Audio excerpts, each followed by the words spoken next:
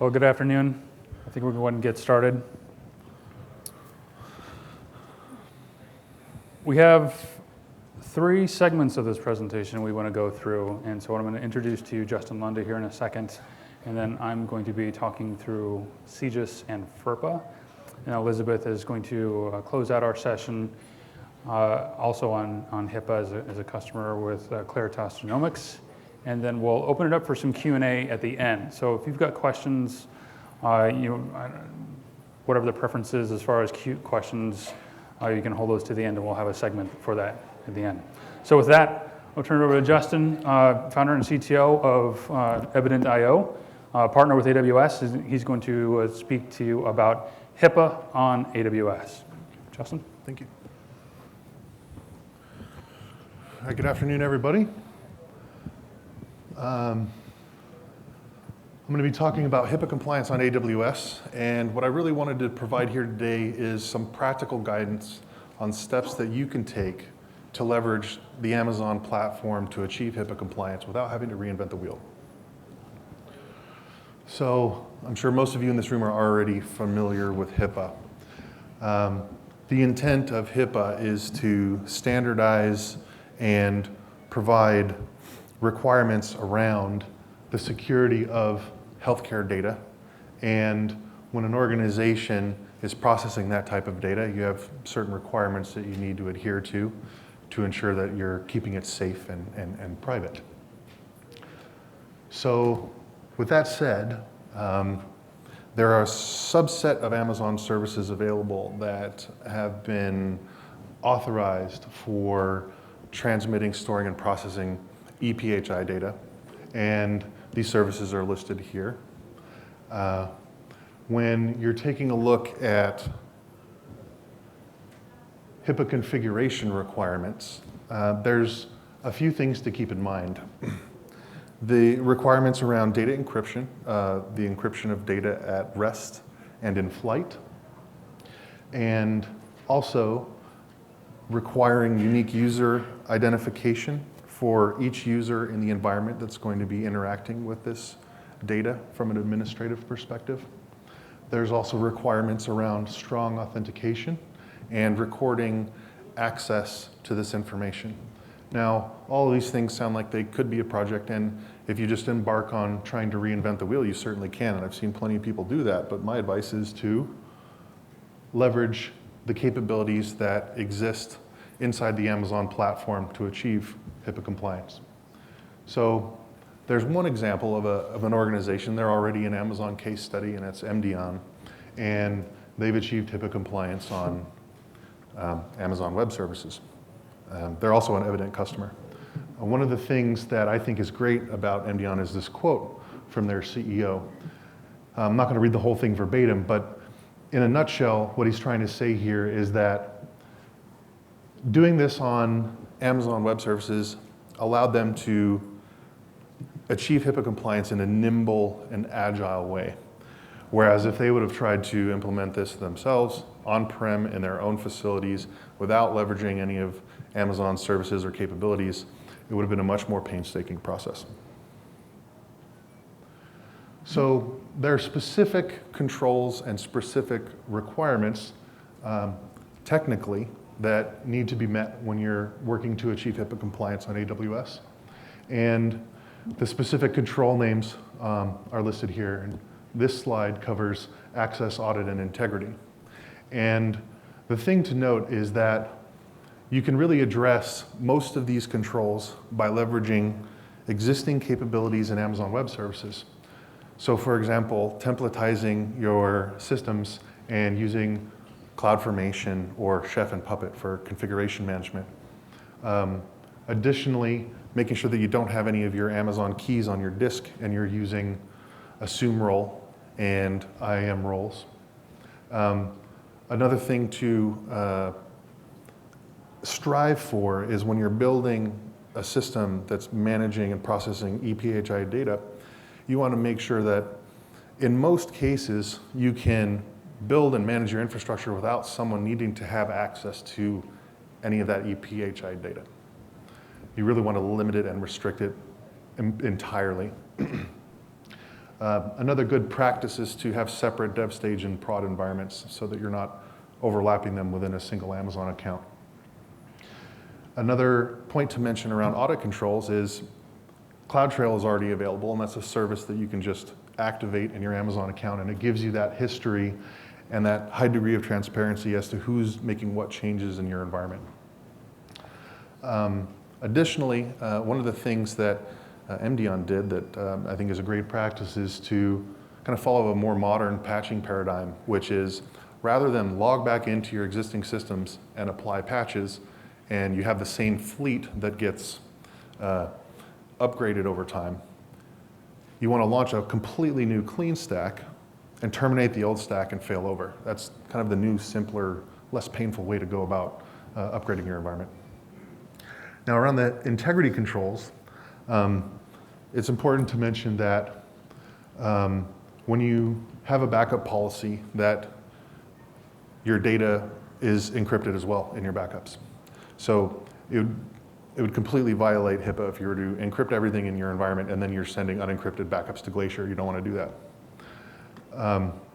Additionally, there's certain requirements for HIPAA around making sure that when you've configured an elastic load balancer, you don't have an unencrypted data transmission from your elastic load balancer to your backend web servers. There's a capability inside the elastic load balancer that lets you do a full TCP proxy so that you can do SSL all the way through to your endpoint behind your ELB. And that would be a requirement for HIPAA, obviously. So the quick summary of HIPAA on AWS is Amazon really does provide just about everything you need to create secure and HIPAA compliant systems on Amazon Web Services. And when you have these capabilities at play, you have a consistent and repeatable way to build and manage your environment that I think is difficult to achieve in on-premise data centers where you're doing it yourself. And we've worked with more than a handful of healthcare organizations and health sciences organizations to achieve HIPAA compliance on AWS. So this last slide here is an example reference architecture that was put together by Bill Shin that shows just one way that you can build an environment out to HIPAA compliant specification onside Amazon Web Services. And again, it might be a little hard to read, but these slides are going to be distributed after the show on SlideShare. So that's it from me. Excellent. There you go. Thanks, Justin. So that's a great rundown of using AWS services to achieve compliance and regulatory requirements around things that are difficult traditionally in those kinds of environments, like HIPAA. In addition to looking at the case studies and the reference architectures and the different products and resources that Evidence.io has as a partner and Claritas Genomics as a customer, I definitely encourage you to take a look at our compliance webpage around our healthcare and life sciences. We have a HIPAA-specific page out there that can talk about exactly what Justin was running through in terms of using AWS services and the resources that we make available to you as either a partner or a customer that are looking to build out solutions and applications leveraging the AWS environment and the services and features provided to you. So I just wanted to point that out and encourage you. Thanks again.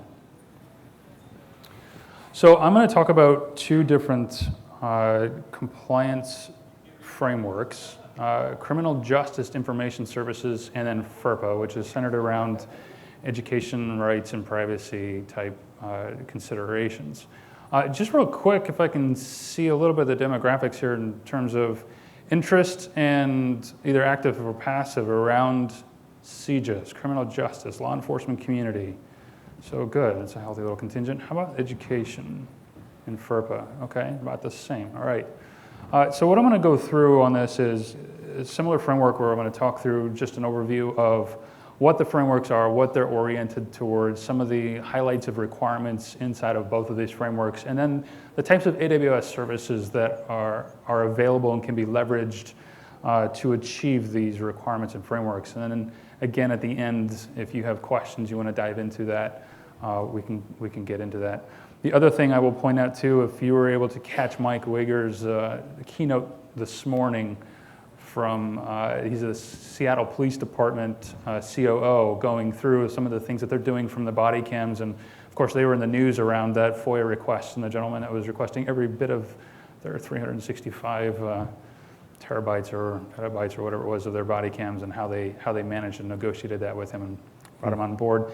And then, of course, just a lot of things in the news these days around just body cameras and the systems and the hardwares that are possible to start replacing and augmenting or supplementing or otherwise improving some of the systems and the needs that officers and law enforcement folks need out in the field as they work through. So there's a lot of activity going around in CJIS right now for us. And then again, we'll be talking through FERPA. So with that, CJIS, Criminal Justice Information Services. So what is it, and how can you as a customer meet CJIS requirements? Our entire perspective and our focus from our security assurance team, if you're able to, if you want to reach out and you want to engage us in terms of how do I consume AWS services, what kind of resources and documentation are available to me, what are some of those best practices, and your other customers, how are they being successful in these areas? It's something we want to make available to you, and so I want to talk about the services and resources that we do make available. So what is CJIS, Criminal Justice Information Services? So there is very specific data that is classified as CJI. And so there's a security policy out there. There's 13 different policy areas with about 133 security requirements. It's issued near enough annually, managed with oversight from the FBI CJIS division back in West Virginia. And then you have the Advisory Policy Board that essentially drafts the policy, submits and recommends and approves changes and updates to it, and goes through it. Pretty extensive document, like I said, about 133 controls. It is much like other compliance frameworks like NIST and FedRAMP and some of the other control baselines that you go through. It's a minimum set of controls and requirements. And we get into that shared responsibility model conversation. And if you're able to catch some of Mark Ryland's track earlier today, where he talked through some of the tooling and automation around governance, you saw him dive into the services, but really explained again some of that shared responsibility concept around when AWS is responsible for certain requirements, where do we start and stop, where does that line of demarcation really come into play, and then whereas you as either a partner, or a customer, or an agency start to pick up those requirements and have to implement and be concerned with them in your environment. Because we still see some customers or partners come to us and they want to look at and leverage the AWS environment and think, great, AWS has got FedRAMP. They've got SOC or PCI. They can spin up EC2 servers and start using S3, and they're FedRAMP compliant, and they're SOC, they're PCI compliant. And that is obviously for us, not the case. There are requirements in the customer environment. We want to make sure that you're aware of what you're obligated for and how you can address and achieve those. So again, much like here with CJIS, there is that shared responsibility concept of within those controls, those that we own and those that you as a customer own, and how we work with you on that. Just recently, the FBI CJIS division issued a document probably about 2 months ago or so on FedRAMP control mapping to the CJIS requirements. We've had, and I'll talk about it in a second, a CJIS security policy workbook available for customers since late 2013. And I already gone through and I had done the mapping for FedRAMP controls, so you can see what that the overlap is between things that we've already done in FedRAMP and the attestations that we've done. If you catch some of our FedRAMP tracks, you heard a little bit this morning when Jen Gray, who's on my team, and Matt Goodrich from the FedRAMP PMO, and Sarah Mosley from the tech office, if you catch that session, talked through the attestations and the process you go through, the extensive nature of those audits and the evidence that's generated to achieve those authorizations. That's where we leverage and we point to the work that we've done and the external audits that we do under FedRAMP that maps and overlays to those CJIS requirements, both from a physical assessment in our offices and buildings, as well as the logical going through our systems. So it's great that the FBI CJIS folks have released that FedRAMP mapping, because then you can start to understand how does that really correlate with the documentation that we provide under FedRAMP. So I mentioned the CJIS Security Policy Workbook. We've had that available. We've iterated on that a couple times. The latest revision coming from FBI was dated back in August of last year. We released an updated version shortly thereafter, and we have since changed the format a little bit of what our document is. And again, our perspective is enabling you as a customer, enabling you as a partner to achieve these requirements and these standards. AWS, as a security assurance team, we don't go through the overhead and the audits to just simply get certifications and seals and stamps and put them on our website and point to them there. They are all as a direct result of customer demand and customer needs. When you hear Evident.io trying to work and build solutions that have to be HIPAA compliant, and Claritas Genomics as a customer want to use a HIPAA compliant platform and application sitting on a cloud provider, they need to be able to demonstrate that compliance. And that's why we go through the work and the effort to achieve HIPAA support type resources, PCI compliance, our SOC report that we generate semi-annually, and our FedRAMP compliance. These are all done in order to support and enable you as the customer. CJIS is absolutely no different. And the format of the workbook is very much in a security plan template. So if you're familiar with in the government space or in a security plan in general, we've outlined all of the security requirements that CJIS has laid out, all the different policy areas that are involved, and then we've gone through and done an alignment statement for every single one of those requirements for the controls and the requirements that apply only to AWS because we own the physical infrastructure, the shared control space, and how we align to those controls that apply to our infrastructure in a logical sense. And then we've provided for a field at the end of that document for you as a customer to then document your alignment with those controls as it applies to your environment and your application or your solution. Now that presents with you a holistic security plan, security document for CJIS authorizations and reviews and audits that you can then in turn leverage and use with your customer agency in the end, or you as a customer agency authorizing official will be reviewing this document. You get to see both the Amazon's perspective as well as the customers or the vendors' perspective on CJIS. So again, it's a systematic approach. We've worked with several different partners and agencies to review the document to make sure it's as effective and as useful as possible. And Amazon's mantra is always about soliciting input and feedback from our customer base. So again, as you as a consumer are either interested or actively working in the CJIS environment, have comment or feedback on this and how it's been useful for you, some of the pros and cons of going through a process and what you saw worked well and what didn't work well, absolutely welcome it, look forward to it, and we'll incorporate feedback as necessary in these documentation. And I should probably hit the forward, not the laser. All right, so again, it's about enabling customers. We've got the workbook that's available for you. Reach out to either your AWS account manager, the solutions architect that you're working with. You can reach out to our team directly, awscompliance@amazon.com. And you can email and engage our team directly if you have an interest around getting a copy of our security policy workbook. It is provided under NDA because it does have some of our explicit information about how we've documented our alignment to those requirements. And as I mentioned before, with the overlap and the overlay of our FedRAMP program supporting and backstopping the requirements found in the CJIS security policy, we will point to and always leverage and reference the work that we've done under FedRAMP, the third-party audits that we've done with our third-party assessor organization, Veris Group, that does our FedRAMP audits almost on a near continuous basis. We've got an annual reassessment requirement under FedRAMP, but as many services as we're trying to onboard, and complementary to the other 10 or 9 audits that are always going on at probably the same time that we're managing, we've always got somebody in our space going through and doing audits. So instead of being simply a self-attestation about how we address the CJIS requirements, it is backstopped by a third-party audit and assessment of how we address the federal controls that meet CJIS. And then it's about using AWS services in the customer's environment. When you look through the requirements for encryption, both in transit and in rest, access control, some of those critical aspects of how do you configure firewall type rules when you start looking at EC2 security groups, that's very, very much laying out firewall security rules. We go through and document out those services that AWS provides and offers, both services and features that you can leverage. And again, I'll reference back to Mark Ryland's track earlier today when he did that deeper dive looking through things like CloudTrail and CloudWatch logs, Trusted Advisor, KMS, Config, Cloud HSM. These are all services and features that are already available to you that we provide organically to your teams to be able to enable and achieve these requirements.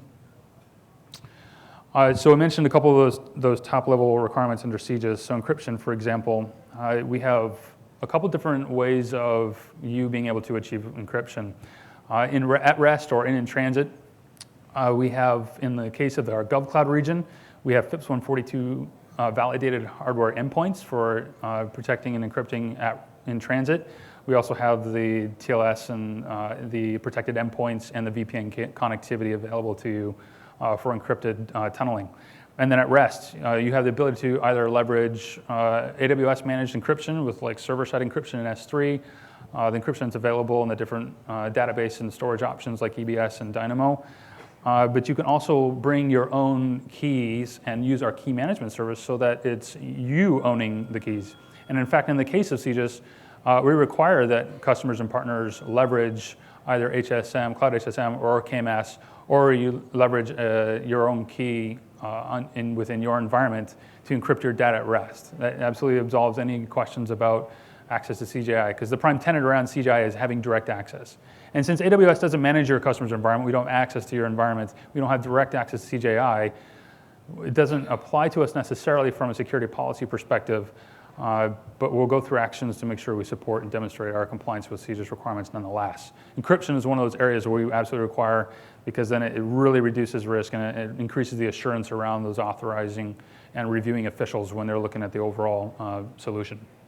And then CloudTrail, we've got VPC flow logging, S3 logging, EOB logs, all these things that you can aggregate from a logging perspective to understand exactly what is going on inside of your environment. CloudTrail will log every single API call made inside of your environment, and then it ports it off into an S3 bucket, or you can consume that within a SIM of your choice, like an ArcSight or a Splunk or tools like that, that will give you a single pane of glass look, both your AWS infrastructure, your account, as well as your on-prem architecture. You get to see and aggregate all of your logging and monitoring there. So FERPA, when it comes to educational rights and privacy, what is FERPA? Well, it's really getting to the act there listed, like the Privacy Act of 1974. It's the educational rights that are provisioned to students and owners. While this doesn't actually apply to AWS, we want to make sure that you understand what our position and statement is on FERPA and how you're able to achieve compliance with the requirements found under FERPA, leveraging AWS with education records and what it's meant to do. So again, you can read there what it's meant to promote in terms of the protection and privacy of student records and data, and the rights that it actually provisions to users of AWS that are found under FERPA. And then again, a little bit of detail here. You can read through this. It's going through the requirements that are found in FERPA and the AWS services that are available and meant to help you achieve the requirements found here. We actually have a white paper for FERPA hanging off of our compliance webpage. So if you go to aws.amazon.com/compliance, that's our main landing page for compliance. It's our team that runs it. And in fact, the gentleman that doesn't run it is here in the room. So if we've got questions around making sure you're seeing what you want, resource-wise, we can reach out. But we've got several resources around FERPA and CJIS available on our website. So our FERPA webpage, our white paper is out there for you. Walk through, again, some of these things around storage and encryption and access control, multi-factor authentication, how you leverage our services. And a few more, again, logs, auditing, the encryption for data storage, so on. And we keep on going. Lots of services out there from a security standpoint. If you see the velocity of our service and feature release on an annual basis, look for the correlation of the security relevant releases. It's right around a quarter to a third of the total releases that we did. 514 last year, and I think a quarter to a third were all security relevant releases. So there's a lot of security features and services available. So I encourage you to reach out to your solutions architect, your security solutions architect, your business manager, get those conversations going around how you can most effectively use security, operations, and then again, from a TCO standpoint. So with that, I know I'm kind of running into our time. Just real quick, there was an article that was sent to me a little earlier I wanted to highlight. It was something that was sent over to us when we talk about audits and the resources and tools that we provide to customers. There was an article from ZDNet. It says, almost half of the IT professionals said that they would rather do the following than go through a compliance audit. Undergo a root canal procedure, work over the holidays, live without electricity for a week, or eat a live jellyfish. We do not want that to be your experience when using AWS in a compliance or regulatory-laden environment. That's why we go through the effort of making sure we've got these resources, we look for your feedback, we have advisory boards, we bring you in and talk about what is it you guys need, what are you looking for, how do we prioritize releases of services and documentation. And so it's folks like Elizabeth with Claritas Genomics that we do this work, and for you as a customer base, we don't want you to have the experience of we'd rather eat a live jellyfish than go through an audit. We want to make sure we're supporting you fully. So, Elizabeth? I think I resemble that remark. I'm Elizabeth Boudreau. I'm the Senior IT Manager of Claritas Genomics, as well as the HIPAA Privacy and Security Officer, which makes me a big, scary person in my company. But who we are is we're a spinoff from Boston Children's Hospital, which had a genetics lab for over 20 years.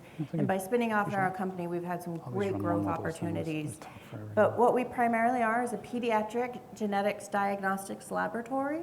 But we also work with researchers, and it's this idea that everybody needs everybody else, and how do we get this communication HIPAA compliant, completely secured.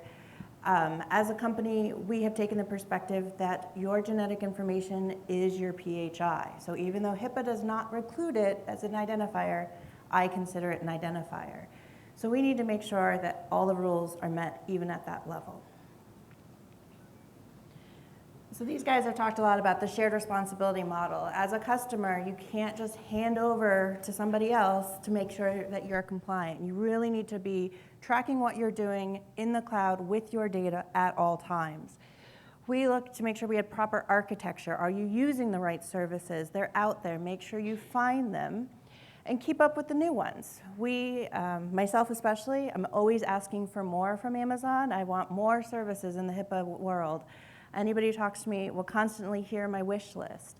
But make sure you find out what's going on. They are releasing more and more HIPAA stuff. You will have to update your BAA. Get used to it. Do an addendum. It's fantastic. You'll love your new services. But make sure you go through your legal.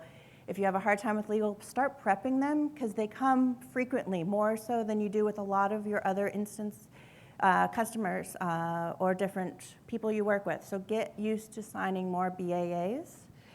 And finally, integrate into your infrastructure. We've taken the perspective that we're not always ready for the latest and greatest, so even when I ask for it and they give it to me, I don't necessarily have the resource to put it in right away.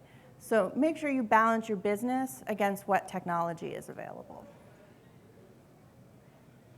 So big benefits, why AWS? When we started Claritas, we were spinning out. We literally drove a U-Haul truck to the hospital, put all of our sequencers and people in a bus, and we drove them to Cambridge. But before we did that, we didn't have real estate. We had no concept of a data center. We didn't know where we were going to be, so I couldn't even look at a colo. I couldn't buy anything. So we started AWS from the ground. The only thing I keep in an IT closet are patch panels and switches.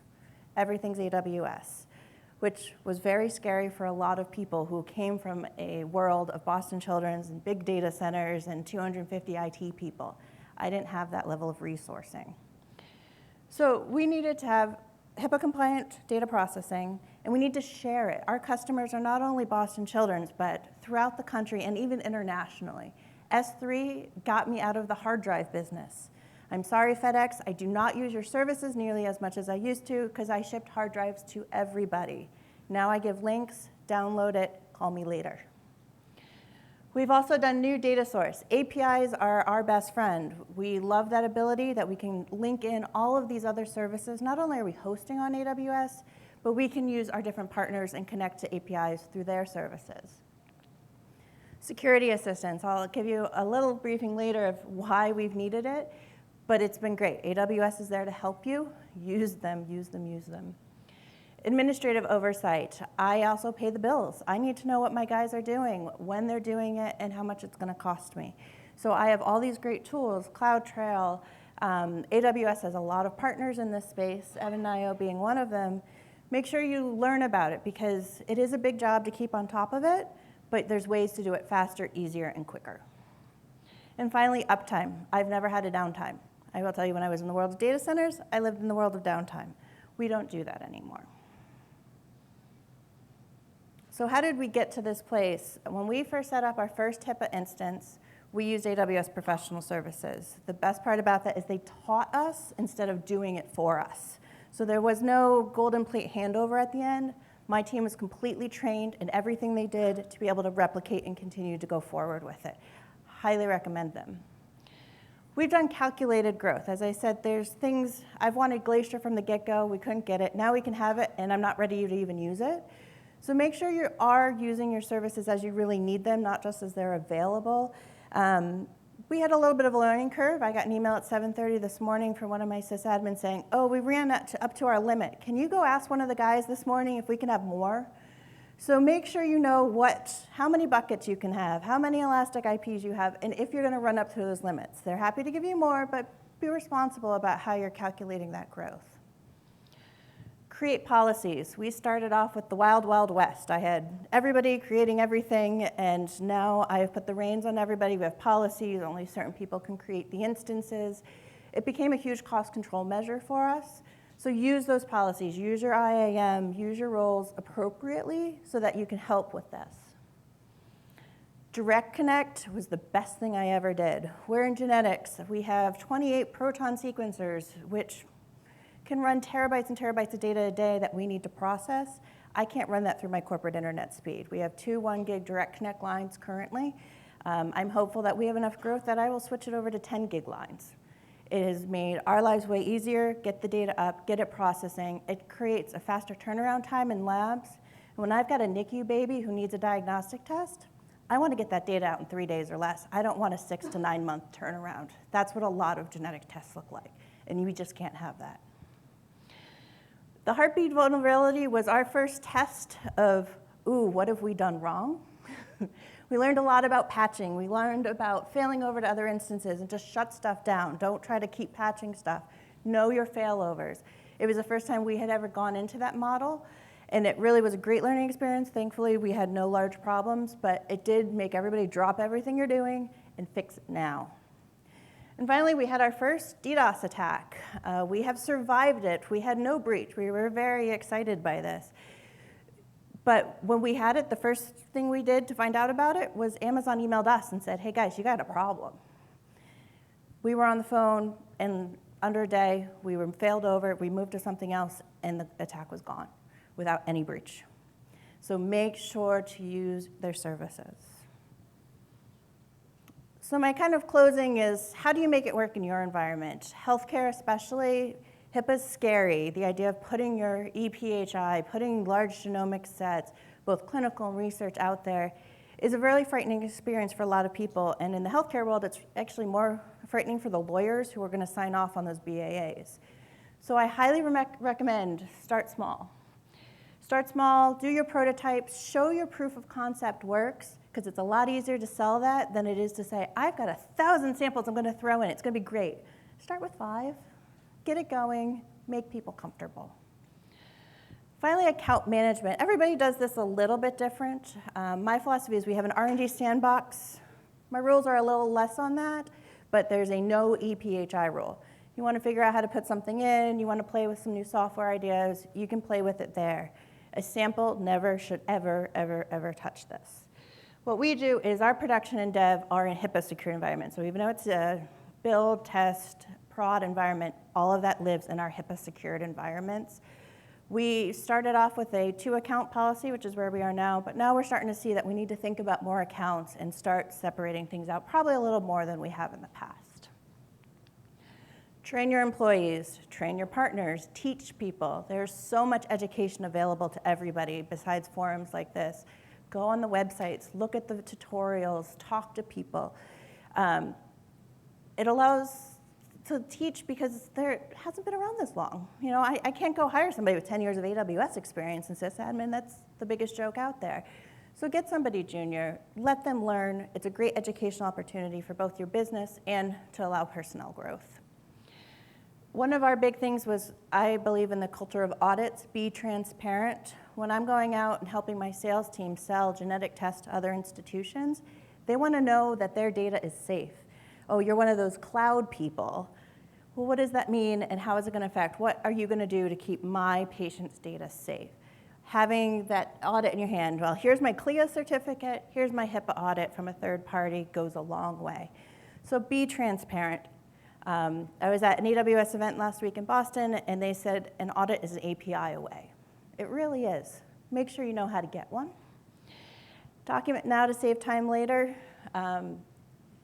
Make sure you know what you're doing. We're kind of in a place where the wild, wild west went faster than our documentation. So we didn't do enough with tagging and tracking. And now to go figure out, why did we turn that on? I believe in the philosophy of you have 24 hours to claim this instance before I shut it off. He who speaks loudest, when it comes off, then I know how it got used. Don't get into that stance. Be more proactive than topping the heads off at the end. So I think we're open to questions. Just, if we've got some time. Yeah, we'll do this questions for a second. A couple of closing comments I wanted to, or points I wanted to make really quickly is, look at the use case and the case studies that we have on the AWS websites out there. So there's a lot of case studies around the healthcare environment. We have dedicated compliance architects for HIPAA, FDA type workloads. So we've got resources that come out of that environment, know it inside and out, how to achieve that in the cloud. Again, look at the website. I wanted to, just to be explicitly clear on CJIS, that we directly address CJIS requirements. We have compliance against the requirements that are there. We will sign security addendums, and we've got that security workbook available for you to be able to document your alignment and build CJIS compliant workloads for any law enforcement organization out there across the country. And we're seeing even some interest internationally.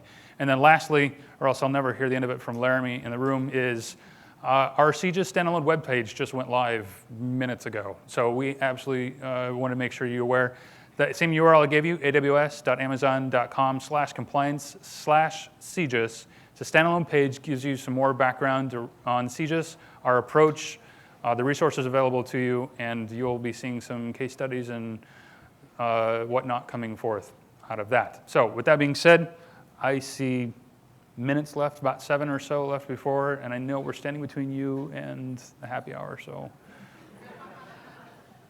Questions, so we've got a customer, a partner, and AWS. If you've got questions, we'd love to hear from you at the end too, if you want to come up and dive into something specifically, but yes, sir.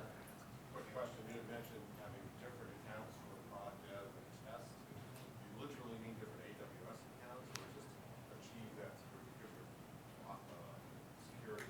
Is the question pointed at anyone in particular? Okay, so the question for Justin, the question is, mention separate accounts for prod, test, dev, and other environments. Is that really what you meant? Yeah, so obviously a lot of people do this differently. Some people segment by VPC alone and everything's in an individual Amazon account. But a lot of folks that I've worked with, they literally have separate Amazon accounts for each environment.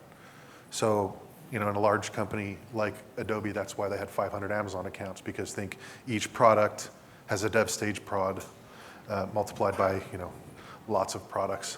It can be a big problem. So it just depends on your particular needs. If VPC segmentation works for you, then that's, you know, equally as good. Yeah, so there's pros and cons to a couple different approaches. Absolutely engage your business manager from the AWS side, because there may be building considerations or having separate accounts. There's a multitude of use cases and why you would want to do one structure over another. Right. You know, we've stayed in the method that we just keep one HIPAA account with VPC minors separated, but now we're starting to investigate the idea of breaking that into multiple accounts. But remember, also in your BAA, you are naming your accounts, so make sure you update your BAA if you change your policies around that. Yep, absolutely. Tadas Ahan? Yes, sir. A question on logging, and I'm not sure who the best person to ask would be, and that's one of the problems that we continually encounter is in a production log situation, logging problems without logging something that shouldn't be logged, so that a developer can look and figure out what caused the problem without coming out and saying, because Fred here has whatever that nobody should know about. So let me. How do you log in a way that you can convey useful information without exposing information that can't be exposed? So how to log services or systems that you should be logging without conveying what it is that's being logged, Right. or the event that's being logged. In production, and it's this piece of data. How do you keep that piece of data? How do you mask critical, sensitive data without, and when still communicate event data? Was that directed? I think your eyes were on Justin, but I'm not sure. I mean, tagging could help start with that. Some of the new tools actually that got announced this morning, I'm excited about for some of that tracking and in terms of DevOps that Leo gave in his morning talk. Right now, we give a massive stream of data, but there isn't the actual internal data. So it is kind of a balance of overdone, but it still just gives you the right way to point and then to start where to dig. And then when you're talking about logging services within AWS itself, you're not talking about the collection of sensitive data. You're not talking about customer data. You're, I mean, a piece of code in production found a problem with some piece of data somewhere and wants to tell somebody about it in the log file, but we can't expose the data. But we need to say what it was that caused the problem. So what's a good practice on that? Because, for example, say the customer data is protected, so you can't show that here, developer, this customer record caused the problem. Oh, so we do. All of my developers are certified and trained that they would be able to see a customer record or a PHI level. I don't mask it from them. any other questions? Yes. Question for AWS. AWS. Evolving, rapidly evolving body of law requirements regarding privacy at the state level. So various states are ratifying laws that govern the way their citizens or residents' personal information is managed. And that's something that I struggle with. I was just wondering if AWS has a privacy office or this sort of competency that is holistically at the U.S. state privacy environment. Sure. So the question is rapidly evolving distributed state-by-state law on privacy for data in the CJIS environment. Yes, we have privacy. We have a privacy white paper out there with a position on how we deal with privacy. We go through privacy impact analysis when we go through the FedRAMP assessment, which is, again, backstopping our CJIS position on that. So the Advisory Policy Board obviously has to take into account state-specific privacy laws as they write in the requirements for CJIS. And then as we negotiate the security addendum with the states, if we get into that with them, I'm sure the considerations from a legal perspective are going to surface there. I'd be curious about some specific challenges you're dealing with in some cases that may come to us. But again, as I was talking about the shared responsibility model, where some of those privacy considerations don't necessarily apply to us, especially where we require encryption for data at rest, and it completely removes that in every case where you manage the key for it. But yes, we have privacy white paper. We have a privacy page out there that talks about what our position is on privacy. But again, if there are specific challenges or concerns if you're engaging a customer around privacy, something's coming up and that's kind of a juxtaposition with the use of cloud, then sure we'd like to hear it. Any other questions? Anything else we can answer for you? Across the stage. Anything else unrelated to anything we presented? All right, 2 minutes early to happy hour then. Thanks again. Really appreciate your time. Again, if you got more questions, come on up.